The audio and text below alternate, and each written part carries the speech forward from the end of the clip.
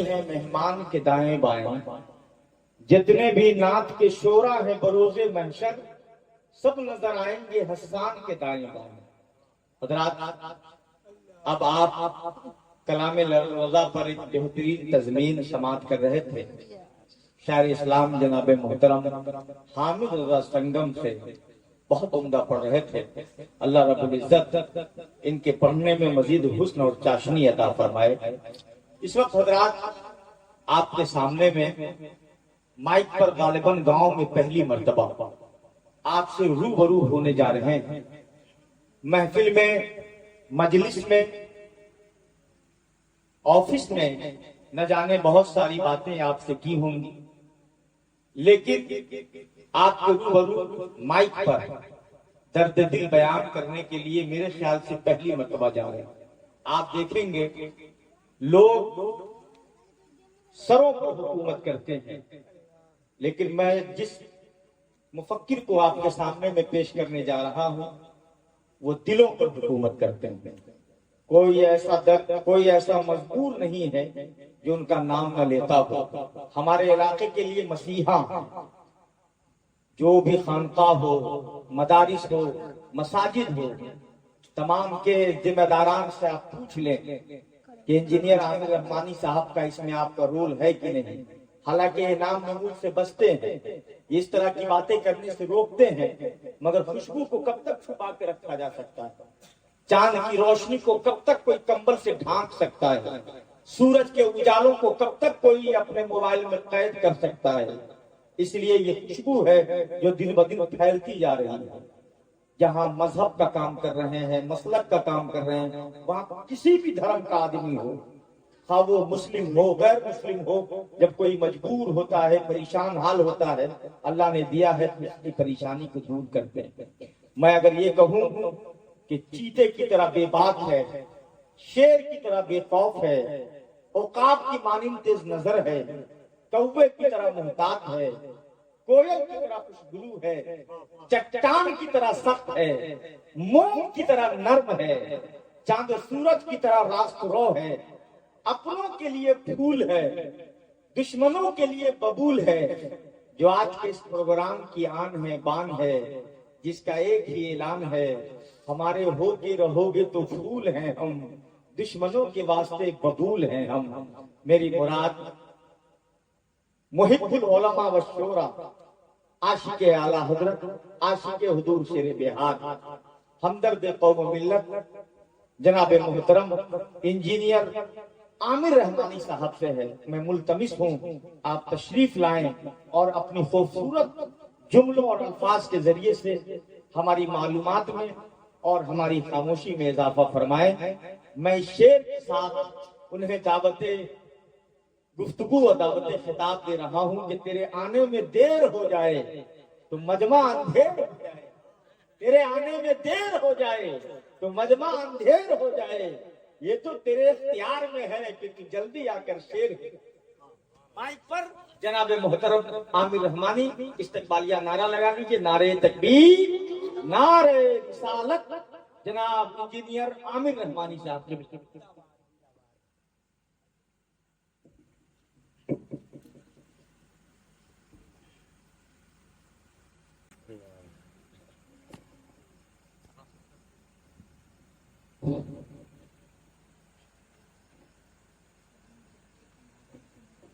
पहले तो आप सबसे अस्सलामु अलैकुम व रहमतुल्लाहि व बरकातुहू।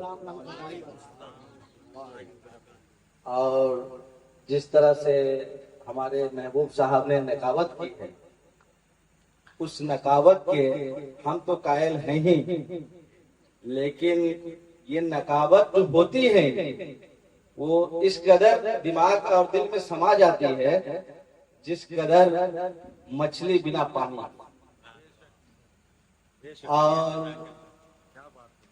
हम सबसे पहले जो स्टेज पोस्ट है उनको बहुत बहुत बधाई और मुबारकबाद देते हैं। और मैं अपने आप में खुशनसीब हूँ, इन्होंने मेरी महफिल की शान को बढ़ाया। और इसके बाद जो हमारे महफिल में शिरकत किए हैं सुनने के लिए, उन तमाम को मैं शुक्रगुजार हूं। और इस कदर की महफिल में मैं पहली बार बोल रहा हूं, लेकिन अगर कुछ कहने में या बोलने में कुछ कमी हो तो मैं पहले माजरत चाहता हूं, क्योंकि दिल हमेशा मोम कैसा होना चाहिए, और मोम जो होते हैं वो पिघलने का काम करता है। तो दिल को हमेशा नरम रखिए, तभी आप दुनिया में आबाद रहेंगे और आखिरत में आबाद रहेंगे। और मैं अभी ज्यादा कुछ, हमारे पास फन तो नहीं है, और मैं महबूब साहब की तरह तो बातों को घुमा कर नहीं बोलता हूँ, क्योंकि मेरे अंदर उतना कला नहीं है अभी। लेकिन जब इनके साथ स्टेज पे कभी कभी बोलेंगे तो इंशाल्लाह सीख भी जाएंगे, क्योंकि सीखने की उम्र नहीं होती। और जैसा हमने सोचा था कि मैं अपने बारे में नहीं, अपने कमियों के बारे में बताएं, तभी हमारे जो लोग हैं, हमारी जो जनरेशन है, उसे सीख पाए और कुछ समझ पाए। ये महफिल आज से तकरीबन 12 साल से हम सजाने का काम कर रहे हैं इस हमारे महज स्थान की सरजमीन में। इससे बहुत कुछ सीखने को मिला हमें, और उन चीजों को मैंने अपने अंदर रखा। एक बातें हमें हमेशा याद रहती है, मौलाना अबुल हक्कानी साहब एक बार यहाँ तशरीफ लाए, और शायद लोगों के जहन में है या वो भूल गए, लेकिन अभी हम उस बातों को महफिल में रखना चाहेंगे। उन्होंने बोला कि मोहब्बत का पैगाम सबसे पहले अपने घर से शुरू किया, और वो मोहब्बत का पैगाम शुरू करने के लिए आपको किसी भी तरह से खर्च करने की जरूरत नहीं। सबसे पहले आप अपने दरवाजे में जब दाखिल होते हैं तो सलाम पेश कीजिए। मोहब्बत का आगाज वहीं से शुरू हो जाता है। हम लोग घर में दाखिल होते हैं और हमें शर्म लगता है, सलाम करेंगे, बीबी को सलाम करेंगे, जवाब देगी कि नहीं। अगर किसी बड़े को सलाम करेंगे तो कहेंगे क्या बात है, आज कहां से आ गया ये सलाम कर रहा है। लेकिन जो हमारी सुन्नत है उसको हम लोग भूल रहे हैं, और इस दुनिया से उनकी वफात हो गई। हजरत को अल्लाह जन्नत जन्नत नसीब करे, लेकिन उनकी अच्छाई मेरे दिल में अभी भी है, मौलाना अबुल हक्कानी साहब। और मैं अक्सर जब अपने लोगों के साथ रहता हूं तो ये बात को हमेशा लोगों के साथ शेयर करता हूं। तो ये सबके जारिया होगा। उनके जाने के बाद उनके बारे में अगर हम तस्करा करते हैं तो ये सदके जारिया होगा। उसी तरह से औलाद सदके जारिया होगा। क्या बात है। हमारे वालिद वालिदैन को गुजरे हुए सालों साल हो गए, और उनकी मोहब्बत में हम हर साल 2 बार महफिल सजाते हैं। तो हमारे वालिद साहब एक बात हमेशा कहते थे, औलाद सदके जारिया होता है, मरने के बाद भी वो महफिल सजाए तो उसमें माँ बाप को खुशी होती है और उनको सवाब तस्त में सच कर जाता है। तो ये बात मेरे जहन में उन समय से है जब मैं छोटा था, और जब मेरे वालिद साहब बोलते। तो अबुल हक्कानी साहब का ये वाकया मैंने आपसे इसलिए शेयर किया कि हम सब किसी न किसी के औलाद हैं, और औलाद हैं तो सदके जारिया का काम करें।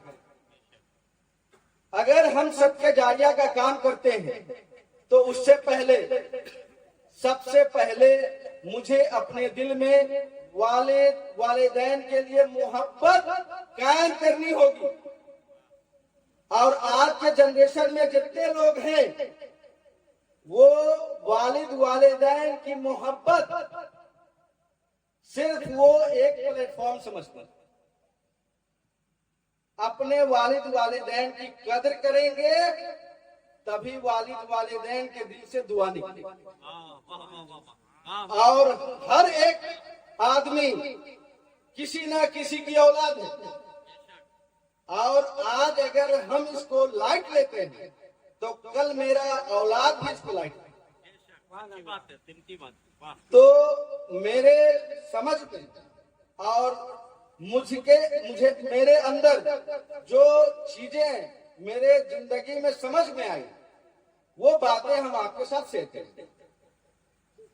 पहली, वालिदैन की खिदमत से आपको क्या मिल सकता है? मुझे मिला है, इसलिए आपसे रूबरू हो रहा हूं। और आप हमेशा सोचते होंगे कि घर में अगर हम बातें करते हैं और दिन में 100 बातें होती हैं और 100 बातों को सुनने वाले घर में सिर्फ 10 आदमी हैं, तो आप ये समझिए कि आपके 100 बात में एक बात से किसी ना किसी फर्द को दिल में तकलीफ या चूक पैदा जरूर होता होगा, क्योंकि इंसान का काम है गलती करना। अगर इंसान गलती ना करे तो वो इंसान नहीं फरिश्ता होगा। तो हम सब गुनहगार हैं, और गुनहगार हैं तो अपने आप को माफी के साथ अल्लाह के बारगाह में हमेशा हमें सजदा करना चाहिए। लेकिन हम लोग सजदे को भूल गए हैं।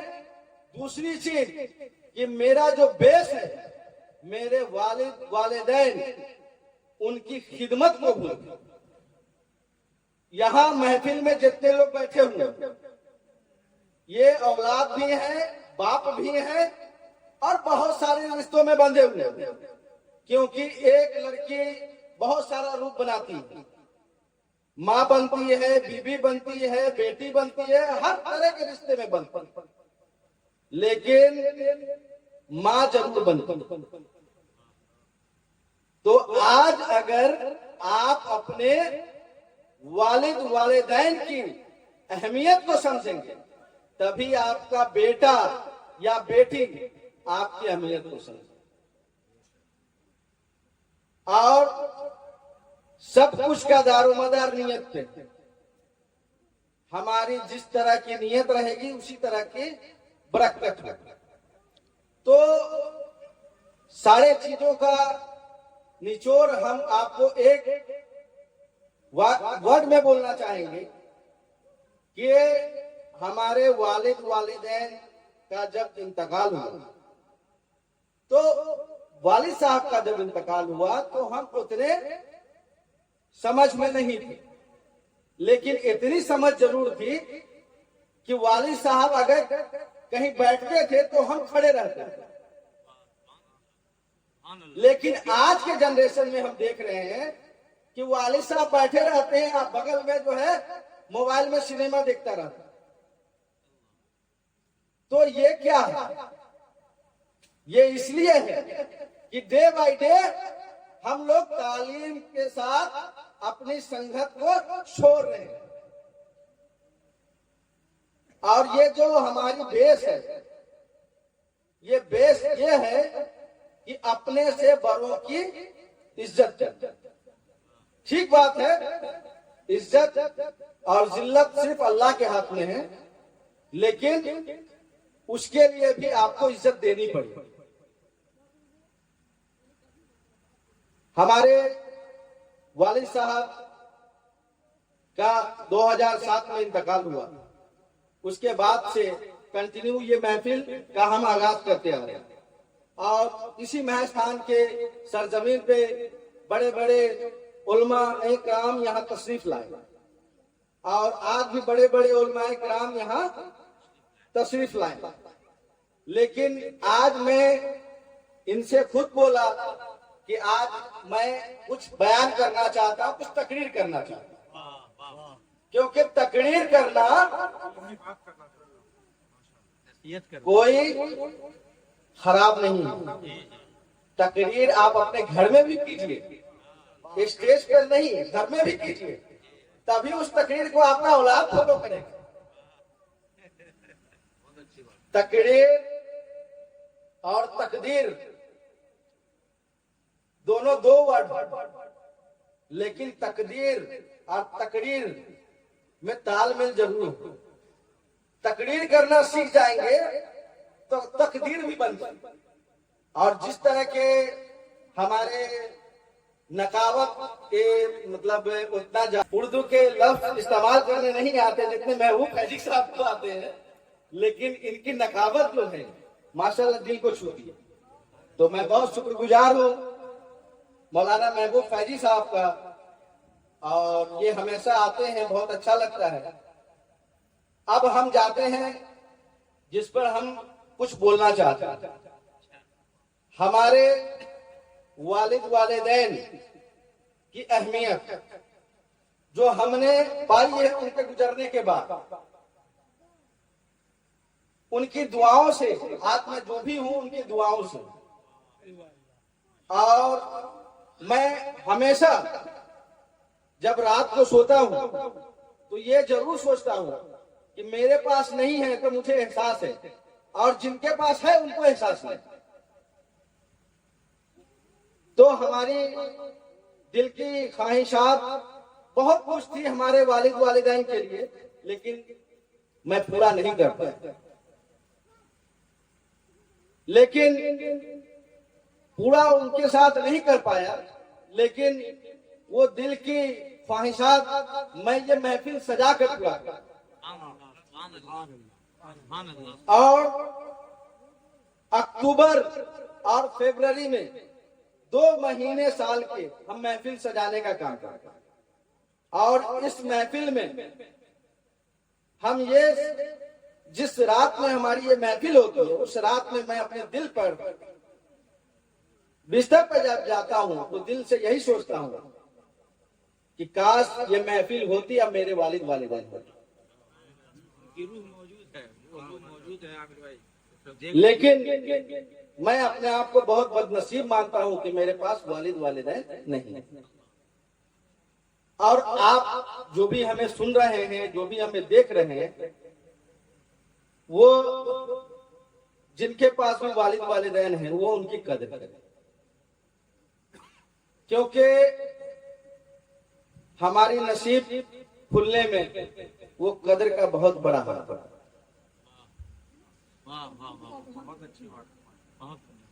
मैं चिल्ला कर किसी बात को बोलना नहीं चाहता हूं, क्योंकि उसमें समझ में नहीं आता। मौलाना अजमल साहब ने तकरीर किया, शायद यहाँ पे लोगों को नहीं समझ में आया होगा, क्योंकि बहुत ज्यादा वो शोर हो, बहुत ज्यादा चिल्ला रहे थे। तो मौलाना अजमल साहब को मैं मदद चाहता हूँ ऐसा बोलने के लिए, लेकिन ये बहुत ज्यादा तेज बोल रहे थे, इतना तेज बोल रहे थे, ऐसा लग रहा था कि अब तक की बात नहीं है। तो मैं मदद चाहता हूँ पहले ही, ठीक है, लेकिन मैं इतना जरूर बताऊंगा कि ज्यादा तेज चलने वाली गाड़ी सफर में लोगों पे ध्यान नहीं देती। सफर का मतलब ये है कि अगर हम कोई बात को बोल रहे हैं, वो हमारे और जो बैठे हुए हैं उन दोनों के बीच के सफर का दरमियान हो। अगर हम बोले या वो समझ नहीं पाए तो मतलब नहीं बनता। लेकिन एक बात के कायल है मौलाना अजमल साहब के माशाल्लाह वो हमारे बिरादर हैं, इसलिए उनकी खिंचाई कर रहे हैं, नहीं तो नहीं करते माशाल्लाह। और उनके जो खिदमात हैं वालिदैन के लिए वो मुझे बहुत पसंद है। और अल्लाह ताला मौलाना अजमल साहब जैसा औलाद सबको नसीब दे। हम सब किसी न किसी के औलाद हैं। तो मैं दो बातों पे अपनी तकरीर को मुकम्मल करना चाहता हूं। ज्यादा टाइम नहीं लेंगे क्योंकि 10 मिनट में हम खत्म करेंगे। एक जो हमारे वालिद वालिदैन के लिए हमारे फर्ज है उसके ऊपर, और दूसरा हर गांव की जो दिक्कत है, हर शहर की जो दिक्कत है, मुल्क के सारे मुसलमान कम्युनिटी की जो दिक्कत है वो हम बताना चाहते हैं। और वो ये है कि हमारे सोसाइटी में मस्जिद के इमाम साहब की सैलरी कम क्यों है।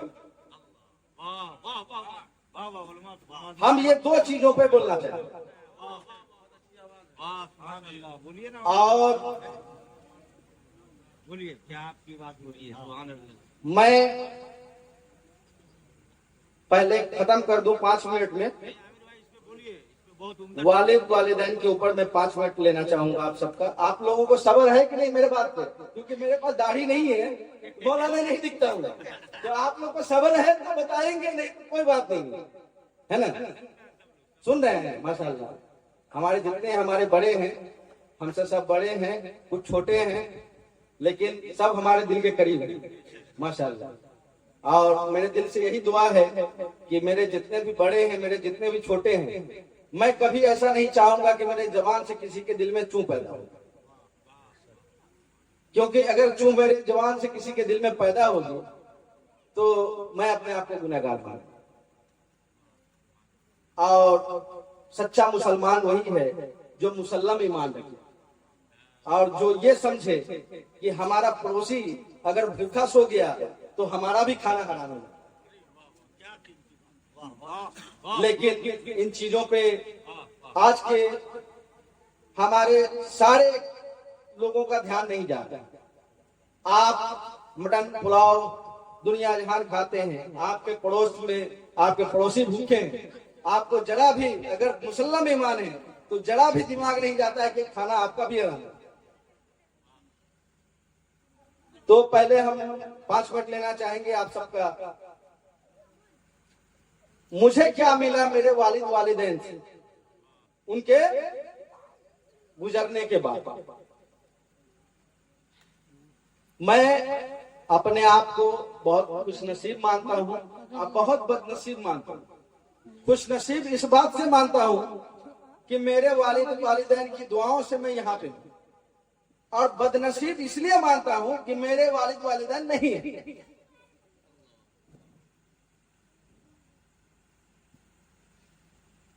मैं कोई भी काम करता हूं, मेरा जिंदगी का जो भी काम होता है, तो मैं सिर्फ अपने रब को इतना जरूर बताता हूं कि मैं जो भी काम कर रहा हूं इसमें अगर मेरी कामयाबी होगी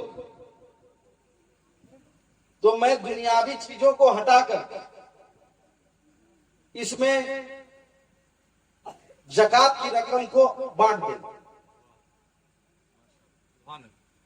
और मैं जब ये वादा करता हूं अपने आप से कि मैं ज़कात की रकम को अलग करेंगे तो मैं हमेशा कामयाब होता हूं। और ये ज़कात की रकम का पावर क्या है ये मुझे मालूम है। मैं जानता हूं इससे क्या होता है। मेरे आस पड़ोस में बहुत सारे लोग रहते हैं, बहुत सारे लोग सीखते हैं, समझते हैं। हमारे जिंदगी का एक जो लम्हा था, एक हमारे जानने में थे लियाकत अली खान साहब, जो हमेशा बोला करते थे कि इंसान को समझना है तो उसे सफर पे लेके जाए। तो सफर से मुराद क्या है? सफर से ये मुराद है कि उनके बारे में सारे कुछ से रूबरू आप हो जाए। तो मैं जो सीखा कि ज़कात की रकम जब से मैंने निकाला मैं कभी भी पीछे नहीं। और मैं यहाँ पे मेरे जितने भी मेरे अपने हैं, जितने भी हमारे लोग सुन रहे हैं, उनसे मैं जरूर गुजारिश करूंगा कि मेरे कहने पे आप अगर 10 रुपया भी कमाते हैं तो मेरे कहने से 1 महीना ज़कात निकाल कर, दूसरे महीना अगर डबल नहीं हुआ तो मुझसे आप लेके जाइए। मैं ज़कात की रकम का पावर जानता हूं और मैं हमेशा यही कहता हूं कि जब आप स्टेज पोस्ट होते हैं तो जो हमारे समाज में, जो हमारे लोगों में कमी है उसको बताया कीजिए, समझाया कीजिए कि हमारी कमी क्या है और हम किस तरह से दुनियावी एतबार से मुकम्मल हो सकते। लेकिन समय नहीं रहने के कारण और नहीं सुनने के कारण नहीं समझ पाते हैं। तो एक बार ज़कात निकाल कर इंशाअल्लाह ताला बरकत मिलेगी, हम इसके गवाह। और हमारे एक बहुत करीबी हैं जो हमें जानते हैं, हमारे पर्सनल लाइफ और प्रोफेशनल लाइफ दोनों को जानते, तो उनके साथ हमेशा मेरा बैठना उठना होता है। उनके साथ हमने एक बात शेयर की। 2022 में उनका टर्नओवर था 20 करोड़ रुपए। हमारी बात मान के उन्होंने ज़कात की रकम निकाली। 2023 में उनका टर्नओवर था, जो सालाना जो टर्नओवर होता है वो था 70 करोड़ रुपए। नारे तकबीर, माशाअल्लाह, मजहब इस्लाम, निज़ामे मुस्तफा, नारे तकबीर, नारे रिसालत। तो इन बातों को मुझे बड़ा फील भी हो रहा है कि हमारे लोग नहीं समझते। अगर मैं अपने पर्सनल लाइफ के बारे में कुछ बताऊं, अगर उसे आप सीख लेते हैं और आगे बढ़ते हैं, बच्चों में कुछ अलग साथ नजर आता है, तो मैं अपने आप में खुश नसीब हूं। क्योंकि मैंने बहुत लोगों को जो हमसे जुड़े हुए हैं, बहुत कुछ हमने बताया जो हमने यहीं से सीखा। और एक बात मेरे वालिद वालिदैन के बारे में मैं बताऊं कि दस्तरखान का नज्म खत्म सा हो गया।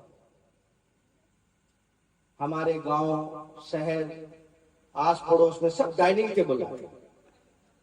डाइनिंग टेबल पर बैठेंगे तो बड़े आदमी कहलाएंगे, डाइनिंग टेबल पे खाएंगे तो थोड़ा सोसाइटी मेंटेन होगा। लेकिन होता कुछ नहीं है, खुद बीमार होते हैं कि जो चटाई पर बैठ के खाने में हाजमा होता है वो डाइनिंग टेबल पर नहीं होता। तो हाजमा जब हमारा दुरुस्त रहेगा तभी हम खाएंगे और पचेंगे, और नहीं तो बस वही रहेगा कि खाया बेड पे चले गया, सुबह में बस दवाई खा रहे हैं, चूर्ण खा रहे हैं। तो हमारे कहने का मतलब है कि हमारे जो अपने हैं, छोटे हैं, हमारे जितने भी लोग आस पड़ोस में हैं, कुछ अगर हम सीखे हुए हैं, अगर हम कुछ बताते हैं, वो अपने लाइफ में चेंजिंग लाते हैं, तो उससे बड़े सत्य जारिया कुछ हो जाए। जिस तरह से मैं अपने वालिद वालिदैन के नाम से इसाले सवाब की महफिल हर साल सजाता हूँ, इसलिए सजाता हूँ क्योंकि मेरे वालिद साहब का कहना था कि औलाद सत्य जारिया होता है। और मैं ये वादा करता हूँ कि मैं और मेरे छोटे भाई अदनान बाबू, जब तक हम दोनों भाई हैं, तब तक अपनी महफिल को बरकरार रखें। और ये महफिल कोई दिखावा नहीं है, ये दिल की महफिल है। क्योंकि जो आलिम दीन है उनकी कदर वही समझते हैं जो सच पूछिए तो मुसल्लम ईमान। इल्म होना अलग चीज है, अब मुसल्लम ईमान होना अलग चीज है। कितने लोगों को हमने इल्म रहते हुए मुसल्लम ईमान नहीं दिया। तो मुसल्लम ईमान अभी तक कोई बना नहीं है, कोशिश जरूर करें, क्योंकि हर कदम पे गुनाह है, हर कदम पे गुनाह है। गुनाह को हम समझते नहीं या करते नहीं। तो हमारी जो महफिल है, ये महफिल के जरूर हम ये महफिल सजाने का काम करते हैं, लेकिन ये शोभा आप लोग बढ़ा, आप जितने भी लोग बैठे हैं, आपके बिना ये महफिल नहीं है। आप हैं तो ये महफिल है, और आप आते हैं तो हम पे एहसान करते हैं। क्या बात। मैं ये मानता हूं, क्योंकि आज सिर्फ मोहब्बत की भाषा दुनिया में समझना, तकरार की भाषा नहीं समझना। अगर हम आपको बाबू कहेंगे तभी आप हमको भैया कहेंगे, और ये महफिल आपके बिना अधूरी है। ये जितने भी स्टेज पोस्ट है सब आपके बिना अधूरी है।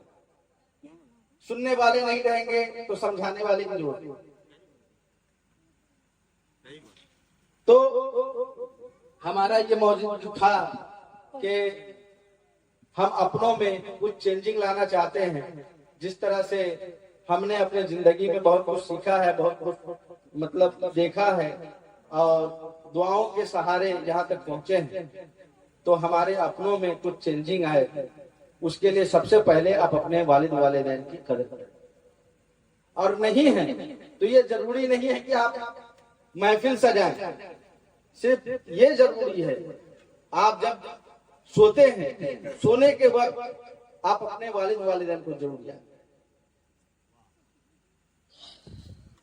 क्योंकि जब आप वालिद वालिदैन को सोचेंगे तो आपके दिमाग की जितनी फतूर है ना, वो उसी वक्त चली जाएगी, क्योंकि वालिद वालिदैन ही ऐसी चीज है। और दूसरा बात जो हमारी इस कम्युनिटी में जो जरूरत, जो जरूरी है, वो ये है कि हमारे मदरसे, मुख्तब या मस्जिद के इमाम साहब की सैलरी इतनी कम।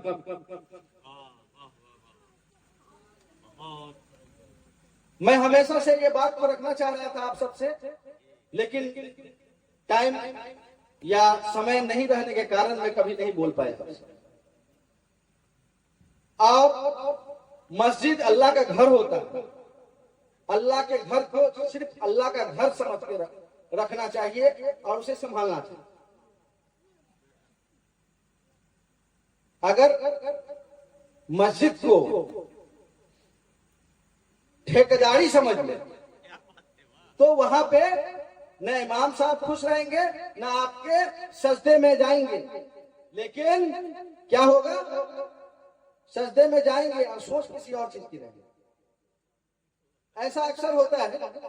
हमने कई लोगों से पूछा कि भाई साहब आप सजदे में जाते हैं तो क्या क्या ख्याल आता है। एक मौलाना साहब बोले, अजमल साहब नहीं थे, मौलाना दूसरे मौलाना साहब थे, तो बोले कि बड़ा ख्याल अलग अलग आता है। तो हम बोले कि अलग अलग आता है, कुछ बताइए। तो बोले कि हमेशा ये आता है कि कुछ जमीन हमारी हो जाती तो मजा आ जाए। तो हमने मौलाना साहब से बोला कि भाई सोचने के लिए तो 24 घंटे हैं, सजदे में जाके क्यों आते। तो मौलाना साहब का ये रिप्लाई था, उनका नाम नहीं लेना चाहेंगे, नहीं मौलाना अजमल साहब नहीं।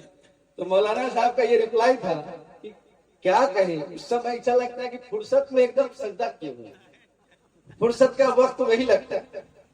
तो हम कहें कि देखिए फुर्सत का वक्त तो बहुत सारा है, आपके 24 घंटे में होते हैं, कुछ तो अल्लाह के लिए छोड़िए।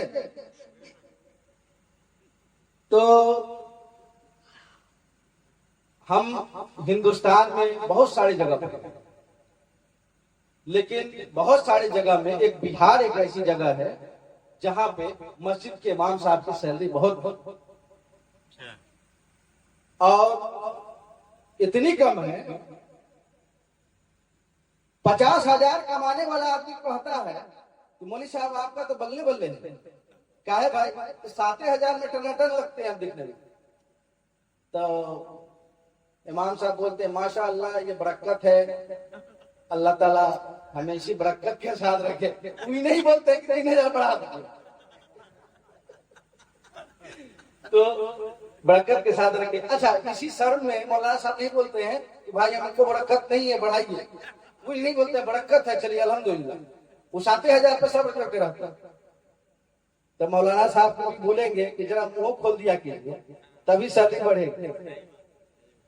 और वो बरकत के बारे में जब हम बोले हैं तो उसको हम बता भी दें कि बरकत किस तरह से होती। मौलाना साहब 7,000 में टकाटक क्रीच मार के चलते हैं और 50,000 वाले को तकलीफ रहता है। समझ गए? वो इसलिए रहता है कि उजला कुर्ता बड़ा चमक रहा है। तो अभी इरफान भाई बोल रहे वक्त की किल्लत है, इसको नहीं पोशीदा रखिए, इमाम साहब की सैलरी नहीं बढ़नी चाहिए। तो हम बिरादर से बोलेंगे कि इमाम साहब की सैलरी पे हम लोग गौर किए हुए थे, इसको बढ़वाने दीजिए भाई। काहे इमाम साहब को पीछे रखिए? की सैलरी पे भी बोलिए। अच्छा, मदरसा की सैलरी देखिए, फैजी साहब तो निकाबे हिंद है, इनको क्या जरूरत है सैलरी की? तो हम यही कहना चाहेंगे कि सैलरी जो है वो जब 60,000 में आप अल्हम्दुलिल्लाह नहीं पढ़ते, अल्हम्दुलिल्लाह नहीं पढ़ते, तो 7,000 में कैसे अल्हम्दुलिल्लाह? अल्हम्दुलिल्लाह का मतलब है कि पेट भरा रहना चाहिए, तब बेकार निकलता है। अल्हम्दुलिल्लाह बोलने में भी मौलाना साहब को मजा आता है। अब अल्हम्दुलिल्लाह बोल रहे हैं, मौलवी साहब बोलिए ना, क्या हुआ? अरे हमको 50,000 में नहीं होता, 7,000 में कैसे होता? अल्हम्दुलिल्लाह। मौलवी साहब का मन नहीं है अंदर से। तो मौलाना से हम ये गुजारिश करेंगे कि मौलाना बात जो दर्द है दिल में उसको बयान कीजिए, महफिल में आएगी तभी उस पर गौर फिक्र हो। और मिनिमम सैलरी तो होनी ही चाहिए किसी भी मदरसे, किसी भी मस्जिद के लिए, क्योंकि जिस तरह से हमारे परिवार है उसी तरह से उनके भी परिवार। तो मैं अपनी बातों को, अपनी तकरीर को यहीं समाप्त करने के लिए कोशिश कर रहा हूं, क्योंकि आप सबको नींद आने लगी है मेरे बातों से, क्योंकि मेरे पास दाढ़ी नहीं है। और इंशाअल्लाह ताला कोशिश कर रहे हैं कि दाढ़ी बढ़ाएंगे, आप दाढ़ी बढ़ाएंगे, फिर आपके साथ तकरीर करेंगे तो मजा भी आएगा बोलने में और सुनने में, और हमारी सुन्नत बरकरार रहेगी। हमारी हर सुन्नत को हम फॉलो करते हैं, हमारी दाढ़ी की सुन्नत को हम फॉलो करेंगे। हैदराबाद की हिंदी अलग होती है, बिहार की हिंदी अलग होती है, लेकिन हैदराबाद की हिंदी में अगर हम बोले तो ऐसा लगेगा कि पत्थर मारो। इसलिए हम बिहार में आके अपनी वतन की जो भाषा है उसको बरकरार रखते हैं, क्योंकि हमारे जो अपने हैं उसकी गौरव फिक्र में हम रहते हैं कि हमारी बातों से उनके दिल में चूं पैदा। अब मैं मौलाना फैजी साहब से गुजारिश करूंगा कि वो अपने निकाबत से लोगों को और हमारे अपनों को रूबरू करें, क्योंकि इनका नजराना धीरे धीरे हमारे बोलने पे खत्म होते जा रहा है। हम बोल रहे हैं, बाद में सबको नींद आएगा और नजराना इनका बंद हो जाएगा। तो हम इनको बोले हैं कि नजराना हम एक तरह से हम स्टेज पे आपको दे देंगे, आप चिंता करने की जरूरत नहीं है। तो हमारी बातों से अगर कुछ सीखे हैं तो सबसे पहले तो घर में कल से जाके जब दाखिल हो तो सलाम जरूर कीजिएगा। अगर बीवी कोई कहे कि भाई साहब आज हुआ क्या है, आपको सलाम काहे करें, तो जरूर बोलिएगा कि कल तकरीर सुने थे बिना दाढ़ी वाले मौलाना की, तो कुछ समझ में भी आएगा कि हाँ कुछ चेंजिंग हुआ, घर में चेंजिंग हुआ, बच्चों में चेंजिंग हुआ। अगर आप अपने समाज को तभी बदल सकते हैं जब तक आप अपने घर को नहीं बदलते, समाज चेंज नहीं करते। और घर से ही समाज बनता है, समाज को ऊपर से उड़ के नहीं आता।